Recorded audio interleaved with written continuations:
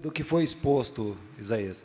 Até uma pergunta que nos diz: onde menos somos médiums, e Moisés era mais médio do que nós hoje? Sim. Sim. Porque todos somos, vamos valorizar a expressão, todos nós somos mais ou menos médium. Não existem dois espíritos rigorosamente iguais em nada, especialmente no que respeita à evolução. Consequentemente, não existem dois médiums iguais. E em todos os séculos da história da humanidade, o Cristo, como nosso governador, administrador, sempre amoroso, atento, interessado, ele envia mensageiros que estão na vanguarda, estão na dianteira do progresso. Provavelmente Moisés tenha feito a sua evolução em outro planeta que não o nosso, e não só ele. Sócrates, Platão, Buda, Krishna e outros que nos precederam são ETs, muito provavelmente, companheiros do Cristo de longa data. Então, hoje, na média, nós não temos a mediunidade que Moisés possuía. E quando você puder, leia lá em Êxodos, onde constam os 10 mandamentos. Os 10 mandamentos que foram escritos na pedra não tiveram a participação do dedo de Moisés. Foi o Cristo quem grafou na pedra os 10 mandamentos. Lendo, vocês vão ver que tem um espírito que se apresenta no meio das chamas, na sarça, e o espírito se apresenta como eu sou. O Cristo não podia dizer que era o Cristo, porque esse nome não existia. Moisés não teria entendido.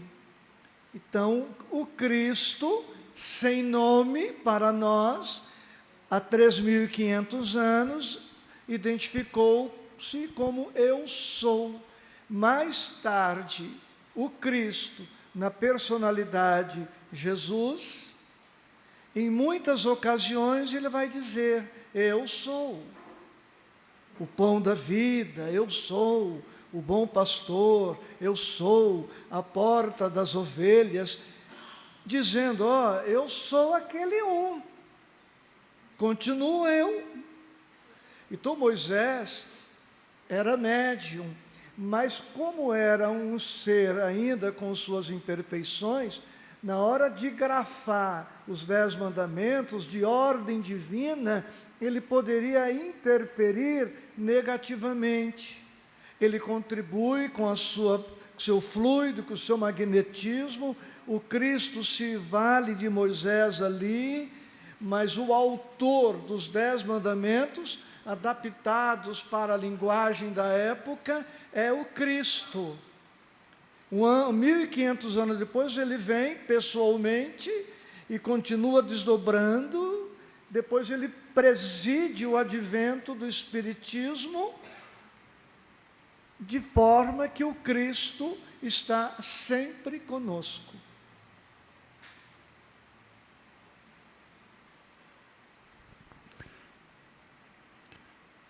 Uma pessoa sem estudo, sem conhecimento da doutrina espírita, tem manifestações de visões, conversas com os desencarnados. logicamente, obviamente é sinal de mediunidade. Como a gente deve tratar num primeiro momento? A mediunidade é uma faculdade natural. Como natural é a faculdade de ver, de ouvir, de falar. Portanto, sendo uma faculdade natural, a mediunidade está em a natureza. A mediunidade, queridos, está em todos os reinos. A mediunidade está no reino mineral, no reino vegetal, animal, no reino hominal, angelical. Não há onde a mediunidade ajustada à condição de manifestação ali esteja presente.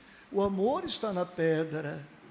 Aquela atração magnética entre os elementos químicos que compõem uma pedra é amor, é mediunidade, conexão, sintonia, afinidade entre os elementos. Claro, mediunidade muito embrionária, mas mediunidade. Então, esta pessoa que vê espíritos, conversa, ela tem o direito de continuar exercendo isto fora da casa espírita, fora de qualquer denominação religiosa, exercendo-a naturalmente. Se ela possuir estrutura emocional, espiritual, lucidez, segurança, equilíbrio, para conviver com isto sem nenhum problema. Ela não está obrigada a procurar uma casa religiosa de qualquer denominação para colocar em prática. Então, ela está no direito dela. Agora, se ela começar a experimentar desequilíbrios, se esta mediunidade natural começar a trazer para ela dificuldades pela inapetência dela de lidar com os fenômenos, manda o bom senso que ela, humildemente, procure se orientar com alguém apto a dar a ela subsídios para que ela se conduza bem. Ela não precisa se tornar espírita, mas ela pode se valer da orientação espírita para lidar melhor com a sua faculdade. Eu acho que fica bem respondido o companheiro que perguntou como ajudar uma sobrinha que tem mediunidade e que não aceita o espiritismo. Isto. Respeitando, né, Correto. a liberdade. Agora, ela não aceita o espiritismo, mas ela corre o risco de começar a ver espírito lá na igreja e o padre interná-la no hospital psiquiátrico. Ou numa igreja evangélica. Por quê? Porque falamos de especialidade. Nós, os espíritas, não somos melhores que os outros. A doutrina espírita é grandiosa e ela é especialista, a doutrina espírita, em certas questões. Todas as igrejas falam da imortalidade da alma. A doutrina espírita comprova pela mediunidade. Todas as igrejas falam que Deus é justo. A doutrina espírita demonstra pela reencarnação, pela lei de causa e efeito. A doutrina espírita vai além. A gente espera que esta jovem saiba se conduzir bem, com equilíbrio, e orientá-la para que seja prudente. O bom médium fala menos do que vê, fala menos do que sabe, fala menos do que ouve. Se o Chico tivesse dito tudo o que sabia, nós, os espíritas, o teríamos internado em hospital psiquiátrico. Ele só trouxe uma amostra grátis. Vou dar um exemplo. O livro Nosso Lar, que a gente pensa que já leu, estudou. André Luiz escreveu o livro Nosso Lar no mundo espiritual. Escreveu, não psicografou, escreveu. Escrito o livro Nosso Lar, Jesus, que preside o advento da doutrina espírita, que lê sem precisar ler nada, ciente do que André havia escrito, mandou um comando para André Luiz.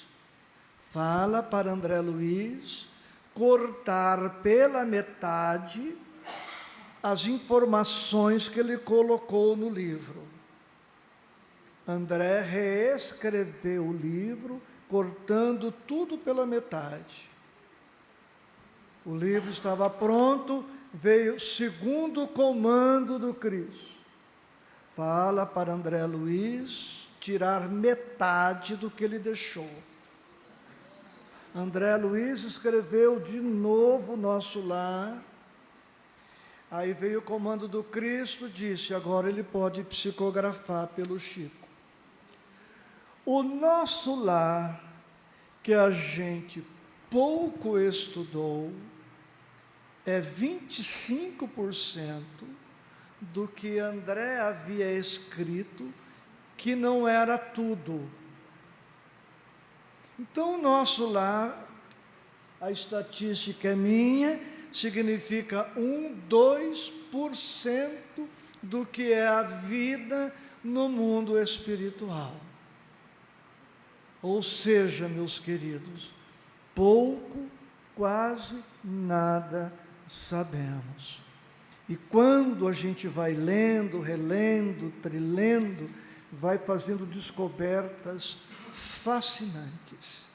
Às vezes, numa palavra que está ali, que passa batido na primeira leitura, segunda, separa a primeira página do livro Nosso Lar, é a anatomia do perispírito.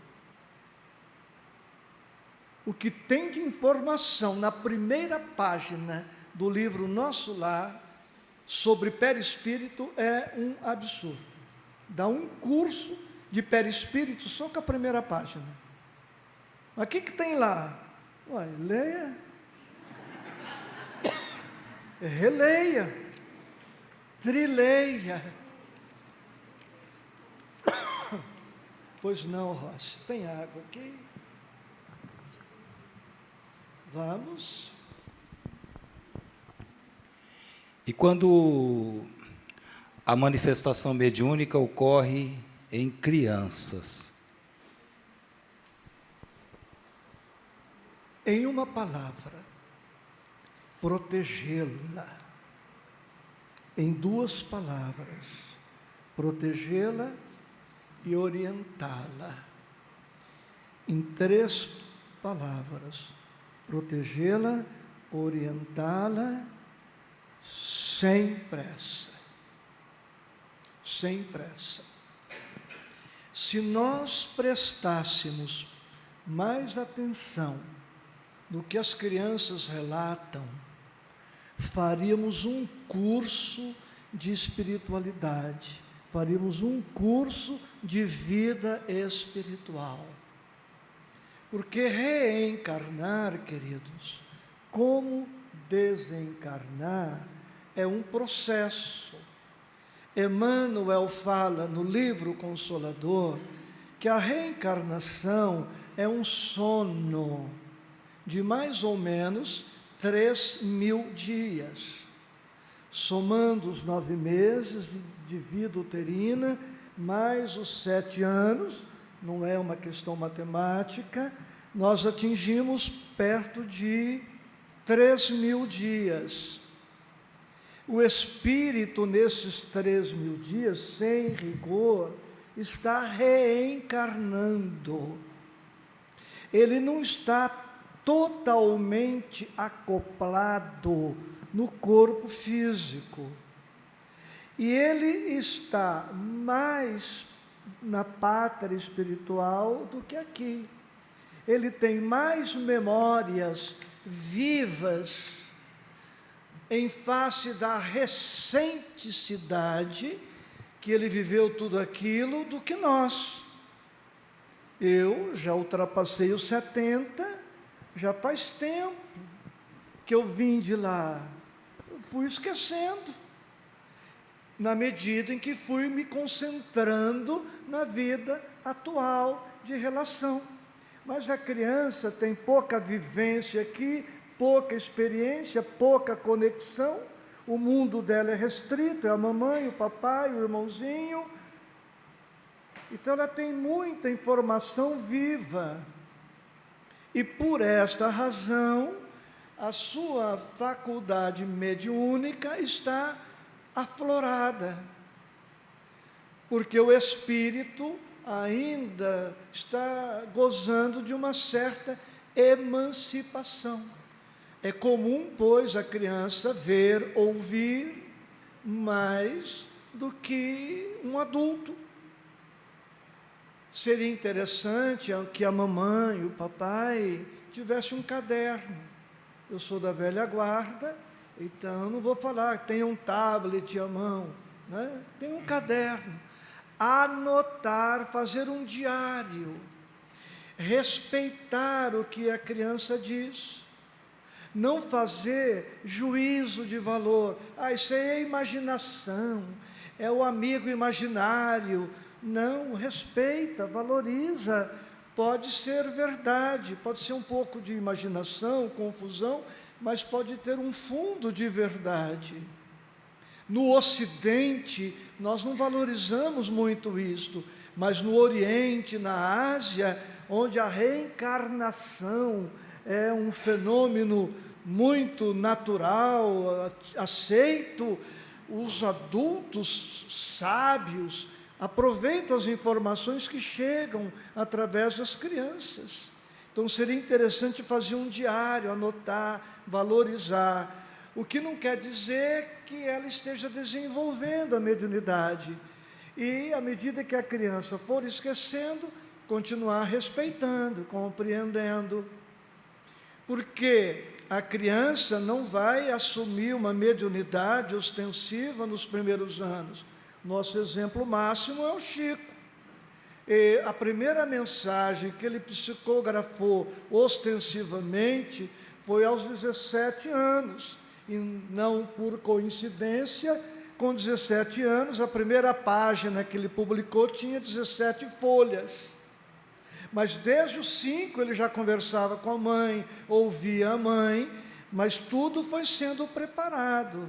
Na escola, quando ele é desafiado a escrever sobre um grão de areia, tinha lá seus 10, 12 aninhos, Emmanuel já estava ali, toda a equipe espiritual estava ali monitorando o Chico. Ele ia na missa, via o pessoal engolindo a hóstia, e a hóstia toda iluminada, e aquela luz desaparecia na medida que aquilo era engolido. Mas a mediunidade só vai eclodir mais tarde, quando ele tem maturidade orgânica, maturidade cerebral, maturidade emocional, já às vésperas dos 18 anos, podendo assumir publicamente a sua faculdade mediúnica. Prudência da espiritualidade. Não convém forçar que o fruto amadureça antes do tempo. Sim, Rossi.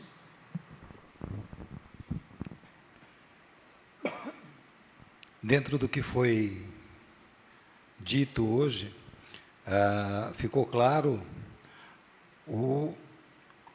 que o espírito incorpora o médium, ou seja, que existe uma influência das vibrações, das energias do médium, do participante da reunião mediúnica, dentro do processo da sessão mediúnica.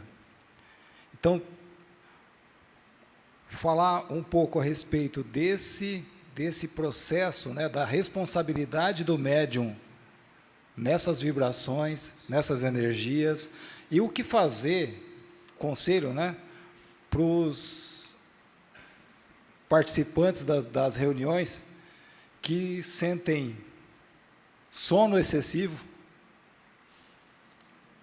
ou aqueles que afirmam ter muita dificuldade de concentração durante a reunião.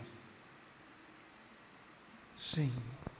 Lembram que falamos da parceria? Pois então, queridos, nenhum trabalho nobre na terra é feito sem ascendentes espirituais. Todo trabalho bom, nobre na terra, repercute no plano espiritual. O plano espiritual acompanha, tem interesse. Quem era maior? Não existe resposta para isto. O Espírito Verdade ou Allan Kardec? Quem é maior ou era maior? Chico ou Emmanuel? Seria um desdouro pensar que Emmanuel e Chico estavam no mesmo patamar, não igual, mas na mesma faixa. Chico absorvia Emmanuel. Mas qual é o absurdo filosófico, religioso e espírita pensar que Emmanuel absorvia o Chico? Será que Emmanuel não aprendeu nada com o Chico? Será que André Luiz não aprendeu nada com o Chico? Que o Chico era uma marionete, um bibelô, um enfeite, que era usado mecanicamente? Não é mais lógico, mais cristão e mais santo pensar que entre eles havia um sistema contínuo de trocas?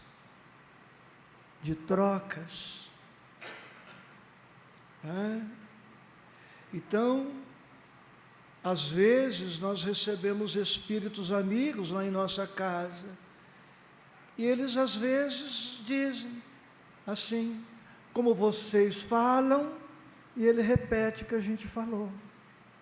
Qual o problema disto? Os espíritos também estão aprendendo, não sabem tudo. Há muitos reencarnados que sabem mais, que podem mais. Por isso nós precisamos continuar no esforço. Agora, este médium de concentração aí, que tem dificuldade, eu também tenho. Não me peça para concentrar no nada 5 minutos, que eu não dou conta. Vamos concentrar. Mas concentrar em quê? Em Oswaldo Cruz, o que fazemos? Pode ser uma alternativa. E aproveitamento de todos os companheiros. Temos aqueles com mediunidade ostensiva, definidos, são 2. Temos os que compartilham da mesa e temos os que ficam no entorno. Então, antes do trabalho mediúnico, nós temos 2 estudos. Um dos companheiros, iniciando o trabalho mediúnico, ele faz uma ponte entre os 2 estudos e o trabalho mediúnico que virá. Ele faz a resenha da sinopse, da síntese, do resumo do que foi estudado, agora dirigindo o pensamento para os desencarnados que ali estão, que serão atendidos. Digamos que os 2 estudos tenham sido sobre perdão. Então, o companheiro, por 2, 3 minutos, inicia o trabalho mediúnico fazendo uma palestra de 2, 3 minutos sobre perdão. Como estudamos hoje, o perdão é uma das condições para a nossa felicidade, para a nossa paz. Se o perdão é bom para aquele que o recebe, é muito melhor para quem o dá. E ele vai desdobrando isto. Já é ou não um atendimento para os desencarnados? Sim. Precisa da incorporação ostensiva para o desencarnado ouvir falar sobre o perdão? Não. Já não é uma diretriz para todos os que estão ali para serem atendidos. Então, não ficar refém daquele minuto, e fica 15 minutos e o médium não incorpora. Meu Deus, eu aqui, esse médium. Já perdeu todo sentido. Bom, daí a pouco, qual é o sinal que o companheiro precisa pausar? A primeira manifestação. Incorporou. Cessa a fala, o dialogador entra. Então não há aquele silêncio tumular, sepulcral. Entenderam? Bem, terminada a comunicação, eu peço para alguém, por favor, faça uma prece, qualquer prece, decorada ou não. A pessoa ora.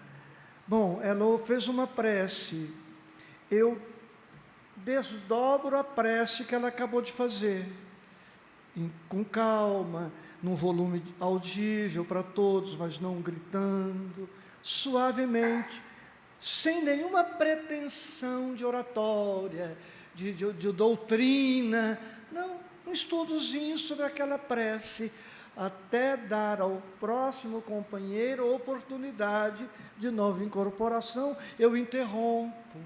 Então, criar mecanismos pode ser uma leitura de uma página, suavemente, sem pressa. Então, é o Pai Nosso. Então, sou eu que vou fazer o Pai Nosso? Não é assim, Pai Nosso que é no céu santificado. Não. Pai Nosso, que estás nos céus. Calma. Dá tempo para todos. Santificado seja o teu nome. Dá tempo para a gente mastigar isto. Então, de repente, eu levo 5 minutos para recitar o Pai Nosso. Com amorosidade, com entrega. Dá tempo do médium se refazer, dá tempo para o outro médium criar melhores condições. E aí, você não vai ficar concentrado no nada, você vai ficar concentrado na prece que alguém está fazendo, ou no comentário que alguém está fazendo.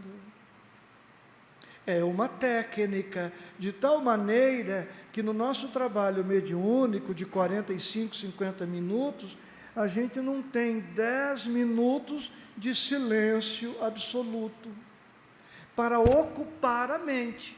Porque eu sou honesto, eu não fico 5 minutos, meu Deus. Pensa numa laranja. Sim, mas pensa numa flor, né? Vamos mentalizar uma flor, mas que flor é essa?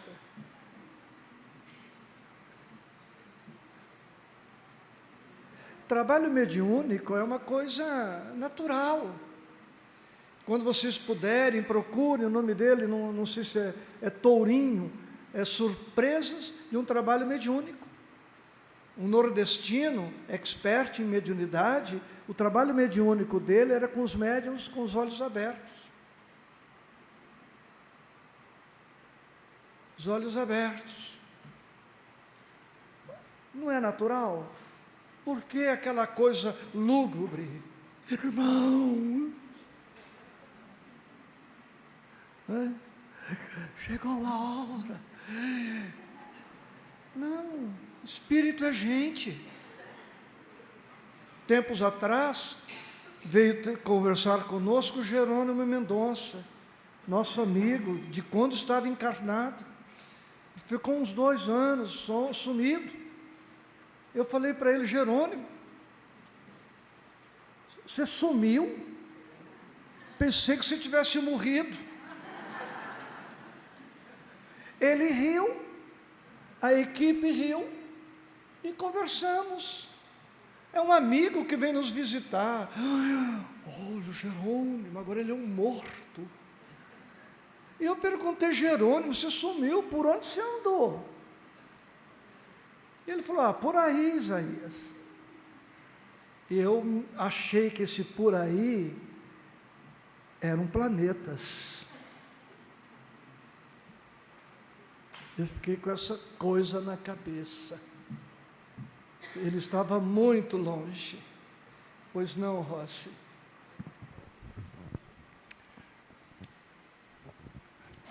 Como identificar e administrar os fenômenos que a gente pode classificar de animismo durante a manifestação mediúnica? Já foi dito, todo fenômeno mediúnico tem a participação do médium. Esse gesto que eu estou fazendo não é do mentor, é meu. O vocabulário é meu, o meu jeito. Já está na frase, meu jeito. Não é o mentor que está falando para eu fazer assim. Vocês entenderam? Ele aproveita. Onde termina a mediunidade e começa o animismo? Ou, onde termina o animismo e começa a mediunidade? Só Deus sabe. Só Deus sabe. Qual a importância de saber o que é do médium e o que é do espírito? Nenhuma. O essencial é o conteúdo. Chico, em nosso lar, descreve a cidade. Descreve porque André Luiz estava descrevendo por intermédio dele, ou ele estava descrevendo o que ele havia visto emancipado pelo sono. Pergunto, qual a importância disto?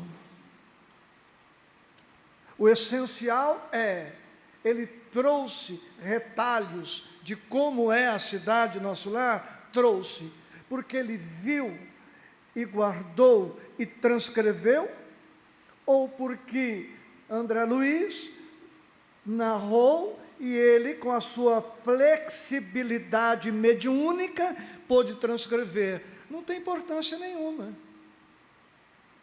Aquela cena em Paulo e Estevão, quando Cristo se apresenta a Saulo às portas de Damasco, Chico assiste a cena.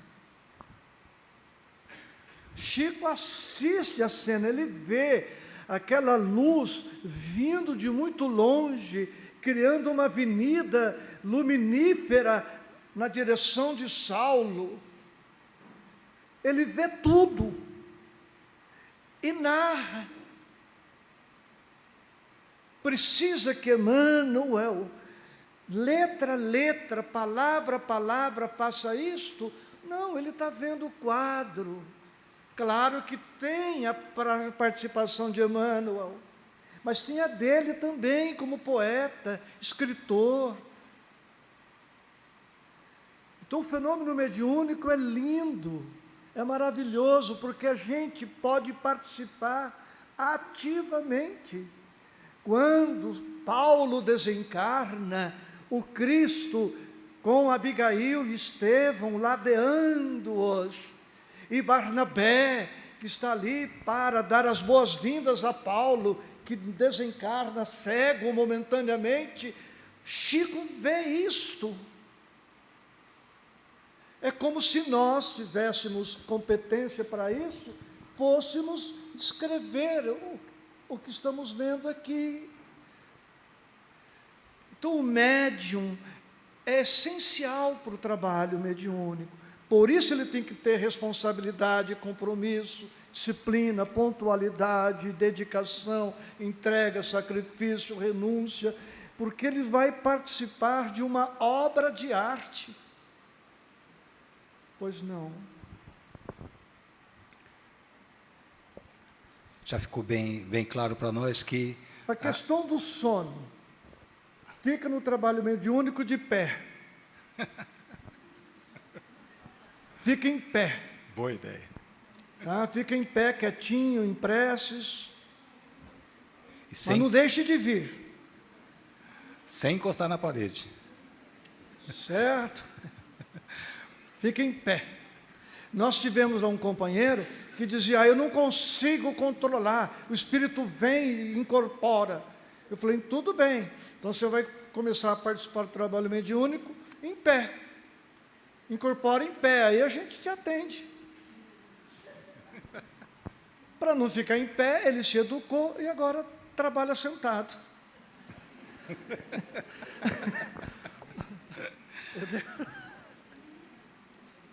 Sim, Rosa. Já ficou bem claro para a gente que as manifestações mediúnicas são as mais diversas, de acordo com as nossas aptidões, né? Sim. Com as capacidades, as aptidões de cada um. Então, mas acho que vale a pena reforçar Sim. alguns... Eu vou pedir para que essa, Roça, seja a última, só para eu trazer alguns considerandos aqui, pode ser, Júnior? Perfeito. E fechar para a gente ter o coral e tudo. Por favor. Então, vamos lá.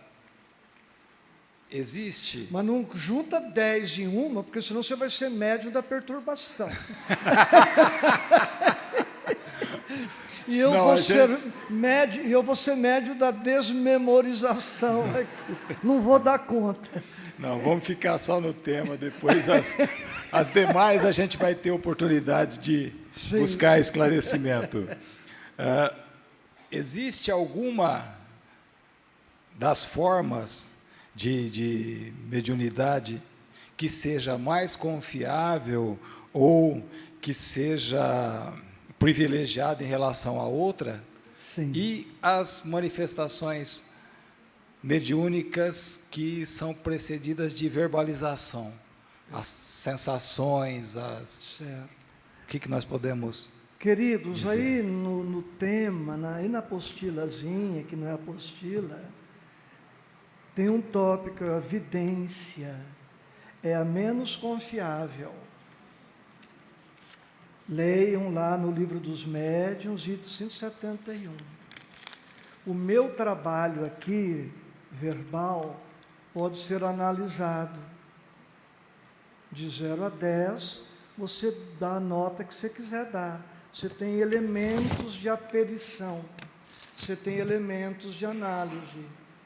Uma incorporação pode ser objeto de análise, mas a vidência não.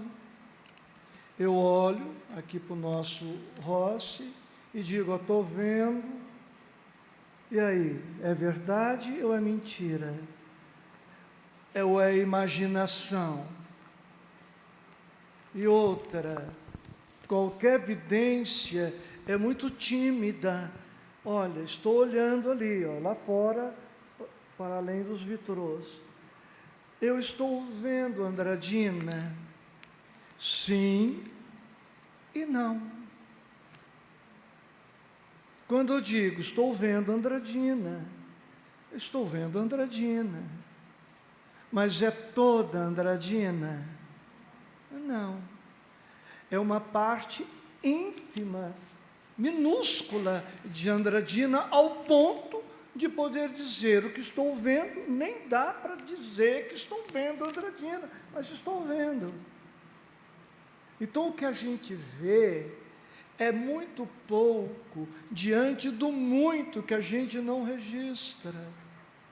Então, eu olho para você e digo, estou vendo um espírito com anatomia masculina. Sim, tem 10 milhões de espíritos, bilhões, com espíritos com anatomia masculina, e daí? Ah, ele é careca. Sim, deve ter 2 bilhões de homens calvos, desencarnados, e daí? E daí? Qual o nome dele? Ah, não posso dizer.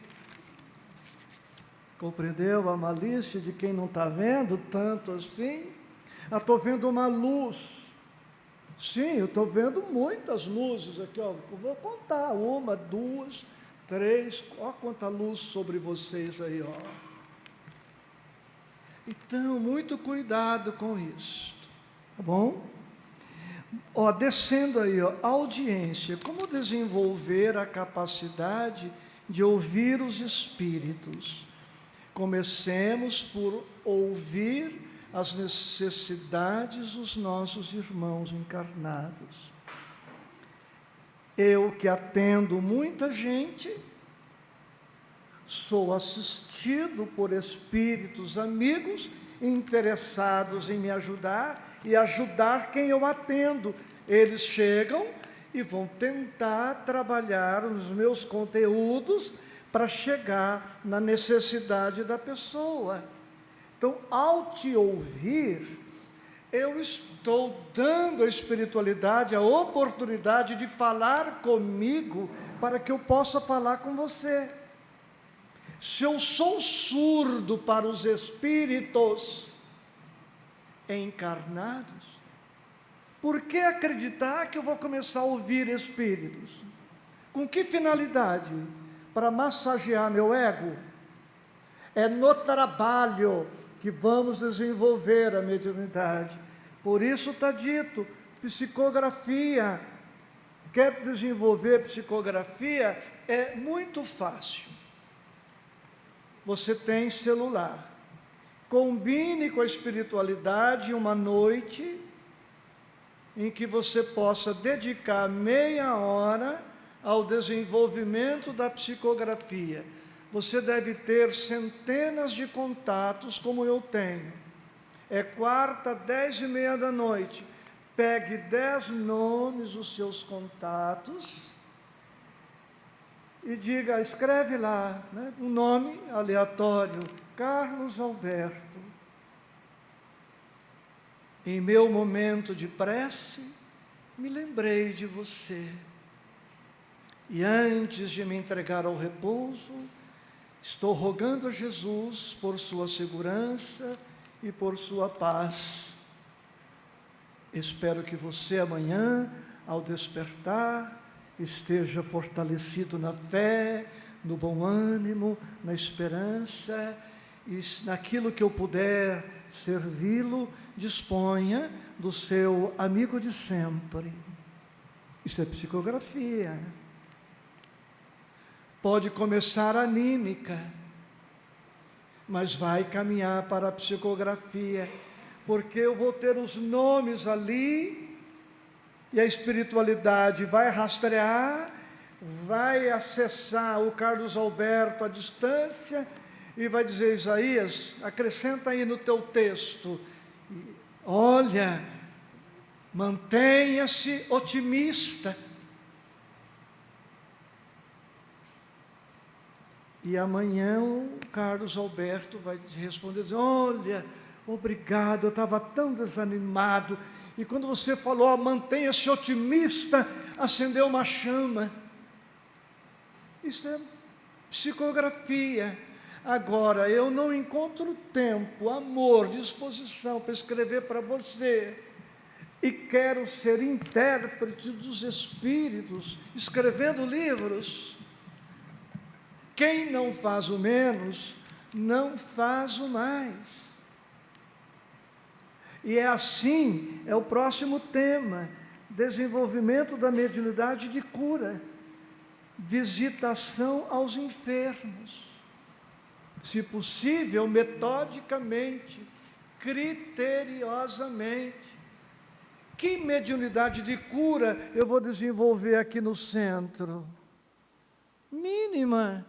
Agora, visite o enfermo. Dê uma amplitude à palavra cura. Eu visito alguém.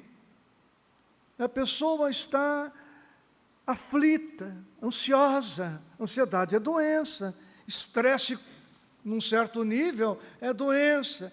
Eu fico lá 5 minutos, 10, fazendo uma prece audível ou não, me aproximando do leito, se estiver acamada, ali fico, ponho a mão discretamente próxima da cabeça, ou apoio nos ombros, ou pego na mão, dá um beijo na mão, a depender de um ósculo na fronte, na face, adocica a voz. Olha o magnetismo curativo aí, eu falando com doçura para o enfermo que está angustiado.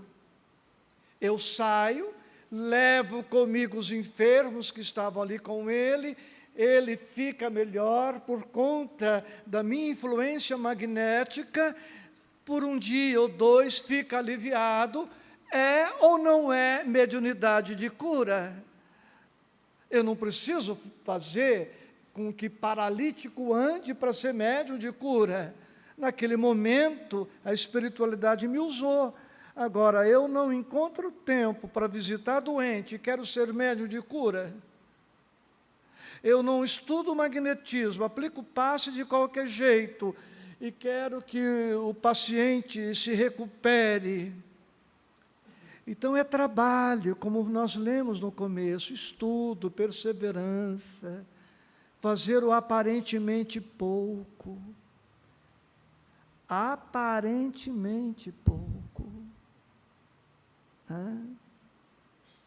Porque às vezes o pouco é tudo que a pessoa precisa. Não é isto? A gente, estando no deserto, a gente trocaria tudo que temos por um copo de água. É tão pouco um copo de água, mas no deserto pode salvar uma vida, dar resistência ao corpo. Então, para terminar, queridos, há muito a ser dito, né? Depois você vai lendo. Lugar de médium é junto aos que sofrem mais. Jesus sabe do nosso esforço. Hoje nós vamos estudar, em poucos minutos, uma oração muito conhecida, à luz da mediunidade. Seja esta oração a nossa oração no campo da mediunidade, quando diz: Senhor, fazei de mim um instrumento de vossa paz. Preste atenção. Senhor, o médium precisa aprender a dizer Senhor. Ou seja, Senhor, sou teu servo, teu escravo, teu cooperador. Disponha, manda e eu obedeço. Determina e eu vou cumprir. Senão não podemos dizer Senhor. Senhor é para os que estão dispostos a reconhecer o seu lugar e a posição que ocupa em relação ao Mestre, em relação à doutrina. Fazei de mim um instrumento. Não precisamos ser uma orquestra. Você sabe tocar violão? Aprimore-se. Sabe tocar teclado? Aprimore-se. Sabe tocar saxofone? Aprimore-se. Não precisa aprender a ser multimusicista, instrumentista. Não. Colabore com o seu violão, tá bom? Com a sua voz. Cada um dando a sua contribuição. Um instrumento. Então, médium nenhum é a solução para tudo, para todos. Ele é um. Se ele for fiel na sua contribuição, é tudo que a espiritualidade espera dele. E os outros? Os outros são os outros. Onde houver ódio, não vamos estudar toda a oração, que eu leve amor, e aí você vai entender porque somos menos médiuns no centro. Porque existe tanto ódio no mundo, ódio em nossas famílias, ódio na via pública, ódio no ambiente de trabalho. Soube ontem que um irmão desequilibrado colocou soda cáustica num bebedouro de uma empresa. Vários estão internados com risco de morte. Então o mundo tem ódio, o mundo tem tristeza, o mundo tem dúvida, o mundo tem medo, o mundo tem estresse, o mundo tem ansiedade, o mundo está deprimido. Quase 1 bilhão de deprimidos no mundo. Então, o médium com Jesus estará sempre de plantão permanente. Então, quando sairmos daqui, olhe do lado, sejamos médium da gentileza. Pode ser que alguém com mais dificuldade precise de ajuda para descer a escada. Eu estou sendo médium da caridade, médium da amizade, médium do carinho, da atenção. Alguém mais idoso está descendo a escada na minha frente, vou acompanhar com o olhar para ver se precisar, eu estou atento. Quando você for no supermercado, preste atenção nos olhos da funcionária. Ela pode estar triste, sem o brilho no olhar. Ajude-a, seja médium. Procure alguma coisa nela que você possa destacar, o cabelo, o sorriso, alguma coisa. Diga para ela, é tão bom vir aqui e te encontrar. É tão bom ser atendido por você. Estamos sendo médium do Evangelho.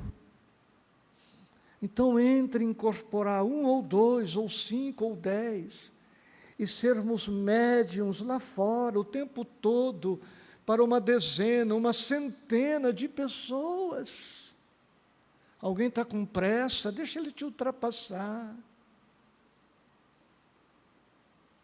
Em casa, médium do silêncio. Então tem essa mediunidade, e é esta mediunidade que o Cristo pede para nós. E Pedro, muito inspirado, escreveu: servi uns aos outros. Onde? Em toda parte. Quando? Sempre. A quem? A todos. Ele não diz servir uns aos outros na sinagoga, servir uns aos outros no templo de Jerusalém, servir uns aos outros na intimidade doméstica, multiforme. Há infinitas formas de servirmos, e quem serve está servindo a mediunidade. Esta é a mediunidade com Jesus. Esta é a mediunidade espírita a todo tempo. Ficarmos atentos, porque às vezes o outro, como nós, tudo o que ele necessita é de uma palavra amiga. Então sejamos o médium da palavra amiga. Isso nós podemos fazer. E deixando para o trabalho mediúnico aquela faculdade que a espiritualidade houver por bem explorar em nós. E quando atendermos os desencarnados, sofridos, digamos para eles: no seu lugar, eu estaria tão sofrido quanto você. Eu fiz tal loucura.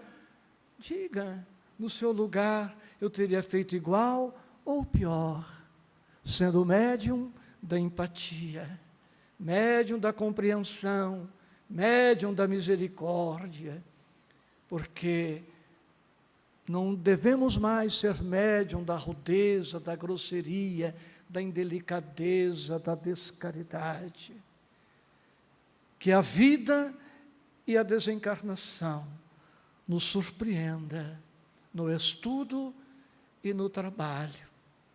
E que ao desencarnar, sendo recepcionados pela espiritualidade, possamos dizer a ela: como eu não terei acesso a Jesus, então já, por favor, digam ao Mestre que eu não fiz quanto deveria, mas diga ao Senhor que eu não desertei e que eu estou aqui me candidatando ainda e sempre a novas frentes de trabalho. Que o Senhor te abençoe. Honrado e feliz, eu agradeço. Tenho consciência do pouco que trouxe, mas o que me conforta é que eu trouxe o pouco com o máximo de amor que já sou capaz de experimentar. E se eu puder te pedir alguma coisa, peço não aplaudir, usando as mãos para que elas sejam médiums da felicidade do próximo. Muita paz.